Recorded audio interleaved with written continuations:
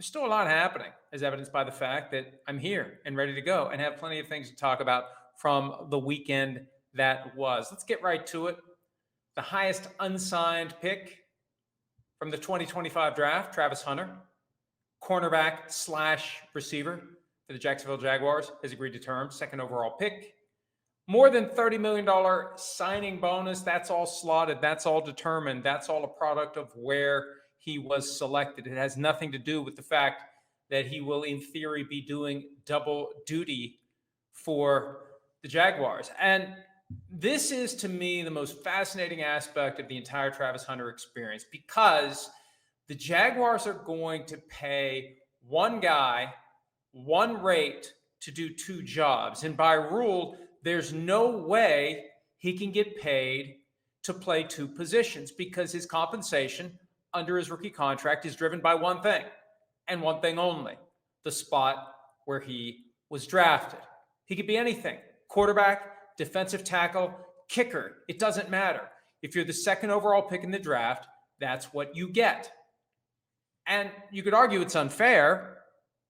And the only recourse for Travis Hunter is to say, sorry, I'm only playing one position. It gets very interesting if the team tries to tell him he's going to play two positions and he would take it up with the union. I don't think it's ever going to get to that.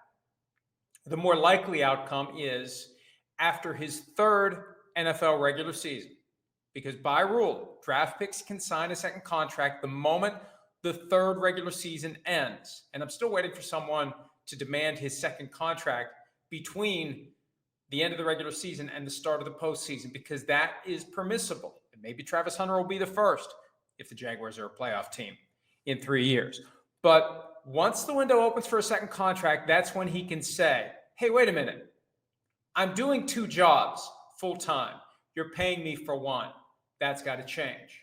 And that's where the tension could become evident, because I believe one of the reasons the Jaguars were happy to trade up from 5 to 2 and give up next year's first round draft pick plus more to get Travis Hunter, they see that they're getting two players for the price of one for his 4-year rookie contract and maybe the 5th-year option, which will be driven by one position or the other, not both.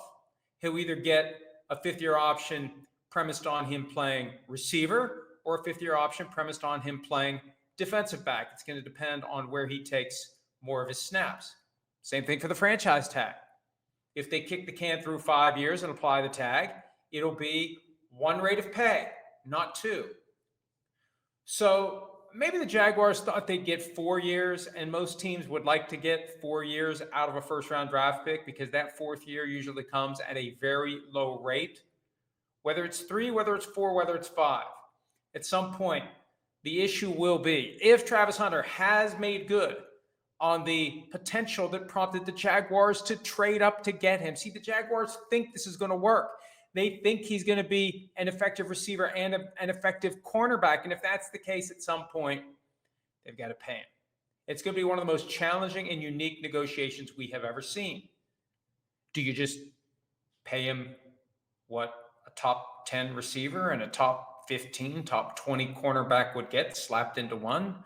Is there credit given to the team because there's double the injury risk? And really, since there's double the injury risk, that's all the more reason for the player to want more security. Will he at some point decide, I'm only playing one side of the ball? Will he become jaded after he understands more about the NFL business? It's one thing to come into the NFL saying, yeah, I want to keep doing what I've been doing. Well, he's going to have to work harder. People like John Harbaugh have said there aren't enough hours in the day to fully prepare. What if he puts in the time and the effort? What if he does end up being great as a receiver and as a cornerback? At some point, he needs to be fairly paid. We'll see if that happens. Good problem to have for the Jaguars. But as I say time and again, the only good problem is no problem.